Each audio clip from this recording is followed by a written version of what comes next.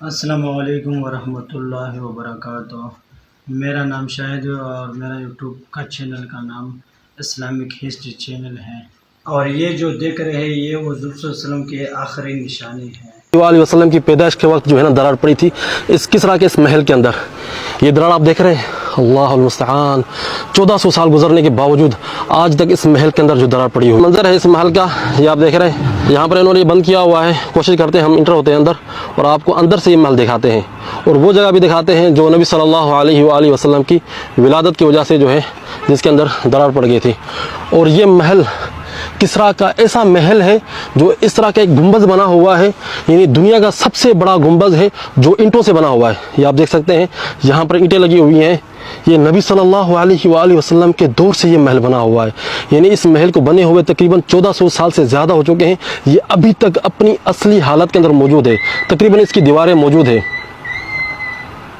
یہ دیکھیں جناب، یہ وہ قصر ہے جو نبی صلی اللہ علیہ وآلہ وسلم کی پیدائش کے وقت جو ہے یہ قصر ٹوٹ گیا تھا۔ ایک روایت کے اندر آتا ہے کہ آپ صلی اللہ علیہ وآلہ وسلم کی ولادت کے موقع پر ایوان کسرا، یہ جو محل آپ دیکھ رہے ہیں، اس محل کی 14 بلکونیاں یا 14 دیواریں گر چکی تھی اور اس محل کے اندر زلزلہ آیا تھا۔ اور آج میں آپ کو وہ جگہ دکھاتا ہوں جو نبی صلی اللہ علیہ وآلہ وسلم کی پیدائش کے وقت جو ہے جس کے اندر درار پڑ گئی تھی، آج تک وہ درار موجود ہے۔ اس درار کو بند کرنے کی کوشش کی ہے لیکن یہ درار ابھی تک نہیں بند ہوئی۔ جناب علی یہ دیکھ رہے ہیں، یہ وہ درار ہے جو نبی صلی اللہ علیہ وآلہ وسلم کی پیدائش کے وقت جو ہے نا درار پڑی تھی اس کسرا کے اس محل کے اندر۔ یہ درار آپ دیکھ رہے ہیں، اللہ المستعان، 1400 سال گزرنے کے باوجود آج تک اس محل کے اندر آج تک موجود ہے، اتنی بڑی درار ہے۔ یہ دیکھیں جی، اس محل کے آپ نقوش دیکھ سکتے ہیں، اس محل کی جو ہے نا آپ آج تک یہ کسرا کا محل موجود ہے، 1400 سال گزرنے کے باوجود تقریباً اپنی اصلی حالت کے اندر موجود ہے۔ یہ دیکھ سکتے ہیں آپ بھائی جان، کیا محل ہے بھائی۔ یہ دیکھیں، غلام سمجھتا تھا، جب اس نے خط دیکھا نبی صلی اللہ علیہ وسلم کا، جب اس نے دیکھا کہ اس کے نام سے پہلے نبی صلی اللہ علیہ وآلہ وسلم کا نام لکھا ہوا ہے تو وہ غصے میں آ گیا اور اس نے نبی صلی اللہ علیہ وآلہ وسلم کے خط کو پھاڑ دیا۔ تو آپ صلی اللہ علیہ وسلم نے اس کے لیے بد دعا کی جس طرح نہیں بن سکی۔ یہ دیکھیں، اس کی تھوڑی سی ریپیئرنگ وغیرہ ہو رہی ہے اس محل کی۔ یہ وہ محل ہے جو نبی صلی اللہ علیہ وآلہ وسلم کی پیدائش کے وقت جو ہے اس محل کے اندر درار پڑی تھی اور اس مقام نبی صلی اللہ علیہ وآلہ وسلم نے صحابہ کرام کو یہ بشارت دی تھی کہ تم لوگ کسرا کا محل کو فتح کرو گے، اور آپ صلی اللہ علیہ وسلم نے فرمایا کہ اللہ سبحانہ و تعالی نے کیسر اور کسرا کے محلات اور ان کی خزانوں کی چابیاں مجھے دے دی ہیں۔ صحابہ کرام کو یہ بشارت نبی صلی اللہ علیہ وسلم نے سنا دی کہ تم لوگ کسرا کو فتح کرو گے، اور اس ایریا کا نام تھا مدائن۔ یہ ایریا فتح ہوا تھا سیدنا عمر بن خطاب رضی اللہ تعالی عنہ کے دور خلافت کے اندر، سعد بن ابی وقاص رضی اللہ تعالی عنہ کی قیادت میں یہ ایریا فتح ہوا تھا، اور اس ایریا کا نام ہے مدائن، اور آج تک اسی کا یہی نام ہے، مدائن کے نام سے یہ ایریا مشہور ہے۔ یہ جو محل دیکھ رہے ہیں یہ کسرا کا بہت بڑا محل تھا، اس کا شاہی ایوان یہاں پر تھا۔ اس محل کا یہ کچھ حصہ باقی موجود ہے جو آپ دیکھ رہے ہیں، باقی یہ بہت بڑا محل تھا جو وقت اور حالات کی وجہ سے جو ہے ٹوٹ چکا ہے۔ اور بہت ساری احادیث کے اندر آپ صلی اللہ علیہ وآلہ وسلم نے صحابہ کرام کو بشارت دی تھی کسرا کے اس محل کو فتح کرنے کی۔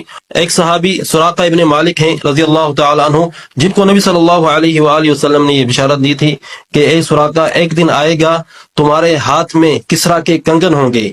یہ بشارت بھی سیدنا عمر بن خطاب رضی اللہ تعالی عنہ کے دور میں پوری ہوئی، جب کسرا کے جو ہے محل فتح ہوا اور مسلمانوں نے یہاں کے خزانے جو ہے مدینہ منورہ منتقل کیے۔ اس دوران کسرا کے کنگن بھی مدینہ منورہ پہنچے اور وہ کنگن سراقہ ابن مالک رضی اللہ تعالی عنہ کے حصے میں آئے، اور اسی طرح سے نبی صلی اللہ علیہ وسلم کی بشارت پوری ہوئی۔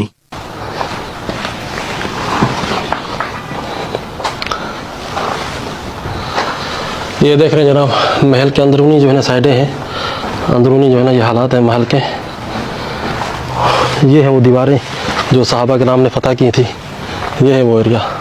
یہ عمارت دیکھ کے میں بہت زیادہ ایکسائٹڈ تھا کہ یہ وہ عمارت ہے جو نبی صلی اللہ علیہ وآلہ وسلم کے دور میں موجود تھی، اور آپ صلی اللہ علیہ وسلم نے بشارت سنائی تھی، اس بشارت کو ہم اپنی آنکھوں سے دیکھ رہے ہیں۔